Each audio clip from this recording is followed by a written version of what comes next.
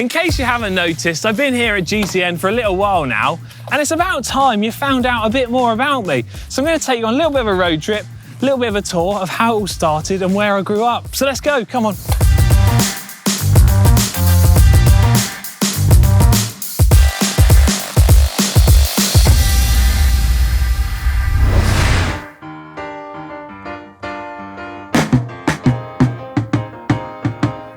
First stop of our tour, Dover Castle. And for those of you who don't know, this is where I originate from. Obviously not in the castle itself, I used to live the other side of the hill over there. But Dover Castle is one of the UK's largest and was built by King Henry II in the 1180s. It's been a long time since I've been back to Dover, so it's great to be back and ride on some of the roads that I fell in love with cycling all those years ago. I'm 30 now, but we moved to Dover when I was just 4 years old. And like most kids, I enjoyed riding my bike down to the park and stuff. But I was always the one kid at the back, out of breath, shouting at everyone to slow up and wait for me. I've brought us down now to Dover Seafront. I know it's hardly glamorous, but it is the place that got me into cycling properly, because one summer I came down here at the Dover Regatta and a local cycling club was running a bit of a skills course to try and get people into cycling, and turns out it got me hooked. And then every week I would attend the local cycling club's weekly sort of kids sessions that they would run, and I'd continue doing that all the way through until one of the coaches actually picked up. He thought I was quite good, funnily enough, and he was kind enough to take me sort of under his wing and teach me many of the things that I know today. And he was a kind guy called Richard Wood, who's unfortunately no longer with us anymore.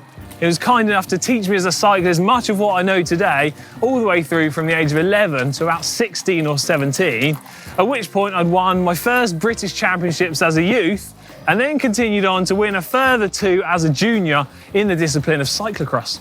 At the age of 17 and 18, I went on to represent Great Britain in the disciplines of cyclocross and mountain biking at 4 World Championships and 3 European Championships, with the help of Stuart Blunt, who still works at British Cycling, and a great guy called Phil Dixon, who now works for Cannondale Pro Mountain Bike Team. There are obviously loads of different people that have helped me out throughout my cycling career, and especially as a child growing up, including my parents, but those are some of the key ones.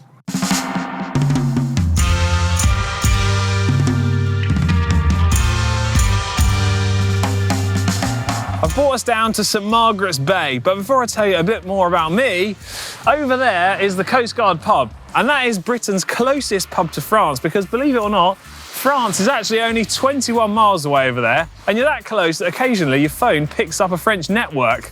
Interesting. And the reason I brought you here is to tell you a little bit how I fell out of love with the sport of cycling, because at the age of 18, I was away racing, actually a stage race in Switzerland, when one evening I just decided that my love and passion for the sport had gradually diminished over time, that I called up my coach at the time, Phil Dixon, who was still in the UK, and I quite simply said to him, that's it, I've had enough, I'm going to give up right now. And I stopped in the middle of the road race, and that was, as simple as that, the end of cycling for me at the time.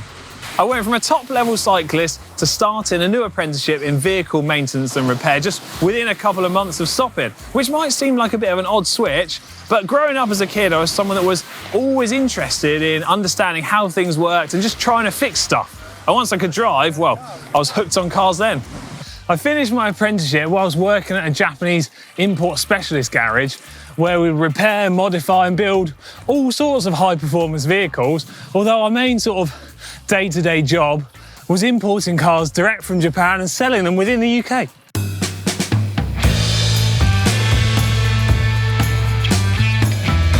So we know how cycling started and ended for me, but that was only part one, because for my cycling journey, there's 2 parts to this. And I tell you what, getting back into cycling second time round was much harder than the first time. And at the age of 23, some 5 years after I last raced a bike, I decided it was time to do that again.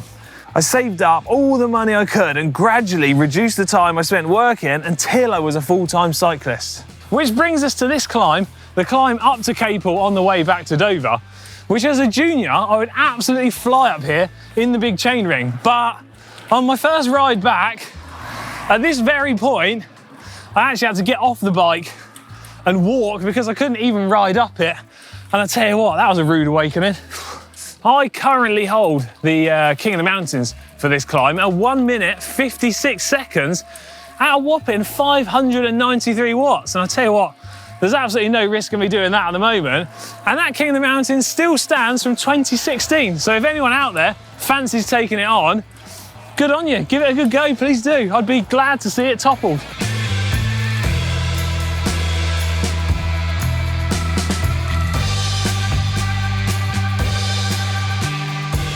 On my way home after a long day's training ride, I would ride along this gravel path and I come across this and wonder what it is. Although it looks pretty gangster, it turns out it's actually a sound hanger, and it predates radar, and it was built between 1913 and 1930, and it was here to allow the military to detect incoming enemy aircraft from over there across the English Channel.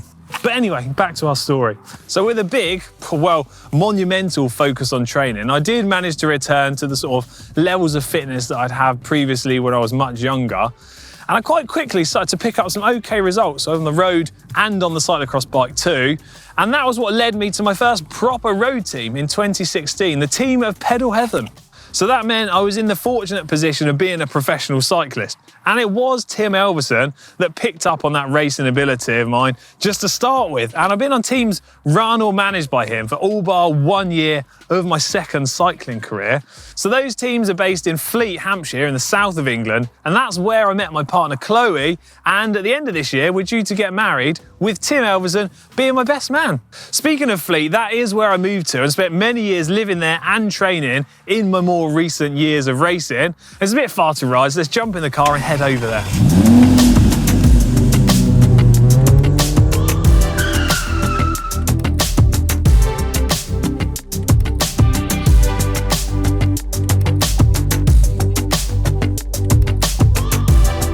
My biggest race result has to be when I won the Sprints jersey at the Tour of Britain a few years ago. Obviously, that's not my only good race result I've had, but it's the one that stands out as my most proud and biggest result.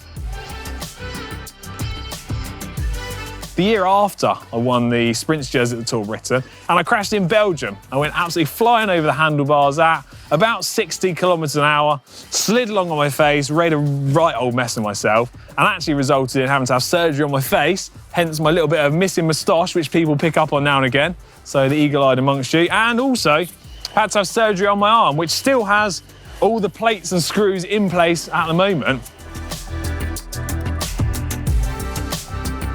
The Rutland Cycle Classic, which is a fairly famous race within the UK, and one that on the day I was quite confident I was going to win. And it's not often I'd say that, but I was just on an amazing day. I had really good legs, everything clicked into place for that race. However, with 10k to go, I did puncture out of a select front group. I made it all the way back into the front group and then attacked with a couple of kilometers to go. And I was just convinced, I was certain that was going to be the day that I would win the big race. However, I was caught with 50 metres to go and finished just outside the top 10, so quite a disappointment really. But incidentally, that is my most favourite race, that event. It's just such a big, iconic event within the UK, and it's sort of famous for its off-road sectors, and was really the sort of style of racing that I excelled at. Traditional, like, tough racing, a bit of off-road mixed in, and I suppose that was my favourite race of all time. So last year I retired from racing and then was fortunate enough to start here at GCN, and you guys already know what I've been up to here, so let's hot foot it west across to Wiltshire, and it'd be cool to show you what I get up to outside of work.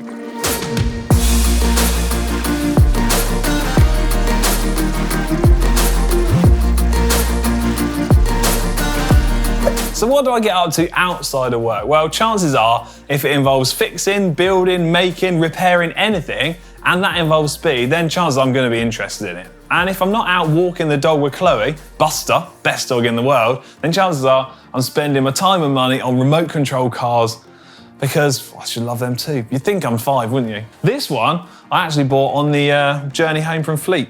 That's how excited I was for this video. I've got to show you this one, because this is my best remote control car. Let's get the shell off.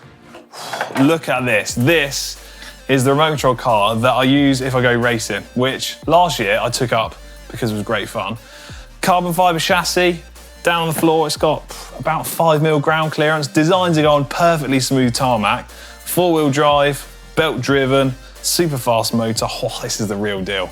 And would you believe it, this high-tech racing remote control car with all of this carbon fibre only costs £20. Well, that's what I told Chloe anyway. Hope you've enjoyed finding out a bit more about me. I guess it shows I'm a bit of a nerd really as well. And if you've got any other questions for me or anything you want to know, we'll get them in the comments section down below and I'll try and get to a few of them. But otherwise, that's it for now, and I guess I'll see you next time when I'm on my bike.